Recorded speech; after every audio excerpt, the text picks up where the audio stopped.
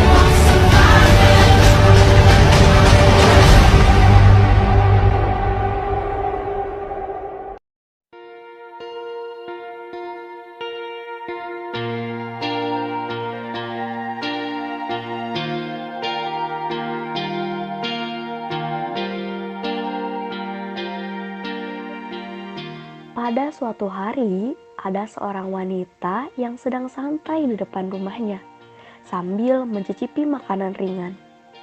Setelah makanannya habis, dia pun langsung membuangnya ke tempat sampah. Setelah itu, dia memainkan handphone miliknya.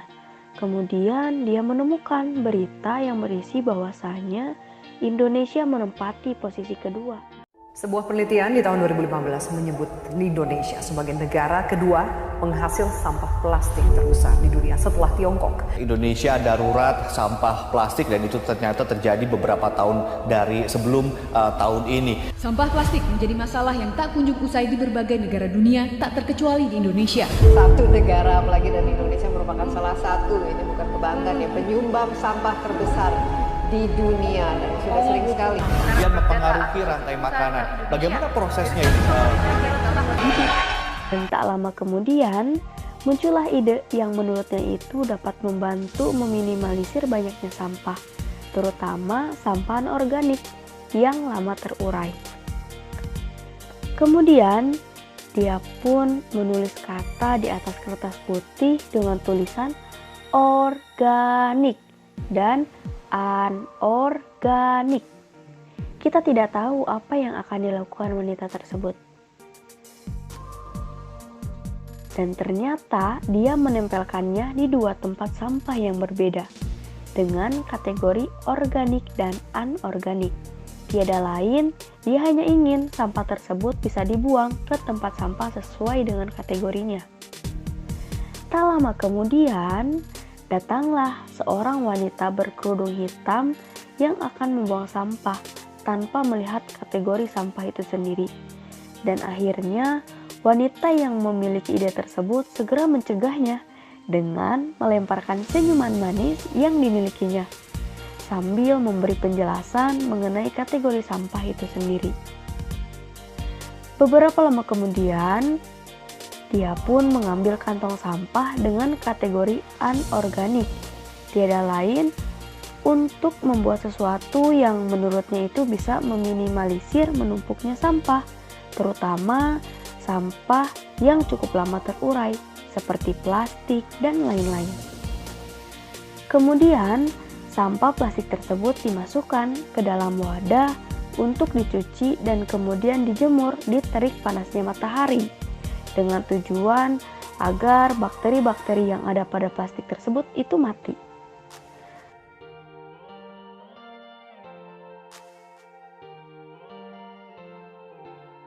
Setelah semuanya itu kering, sampah plastik tersebut kemudian dipotong-potong kecil agar dapat dimasukkan ke dalam botol. Setelah semuanya selesai, akhirnya dia pun memasukkan potongan plastik tersebut ke dalam botol dengan jumlah yang banyak, sehingga botol tersebut cukup padat. Hehehe.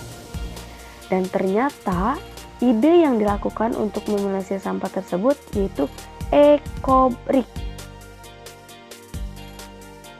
Karena percobaannya itu sukses, akhirnya tanpa menunggu lama dia pun mengajak teman lainnya untuk mendiskusikan perihal ini.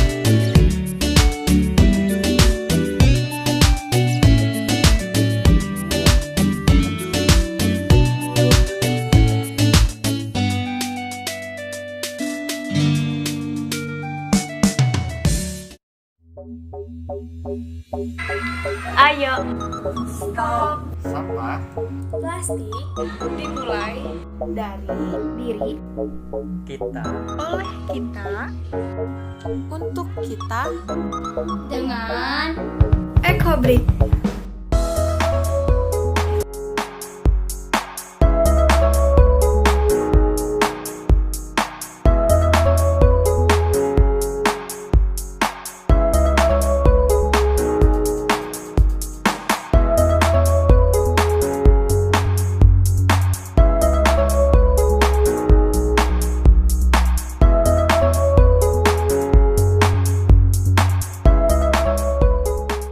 An hour later.